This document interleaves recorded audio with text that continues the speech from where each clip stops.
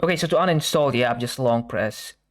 And then depending on your operating system, you're gonna have to do different things. So if you don't see a pop-up that says uninstall, just drag it all the way to the top. You might see a button that says uninstall. All you have to do is just drop it on top of the button and tap OK.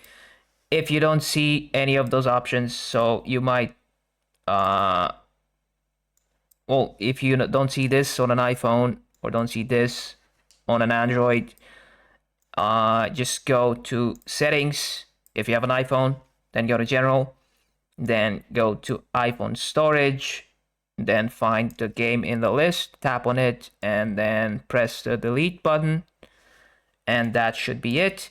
Now, if you have an Android and you want to delete it, just go to settings, so drag from the top of the screen, then do it again, and then you have the settings button at the bottom, then go to apps, find the app, and then tap on uninstall, hit OK, and that's it.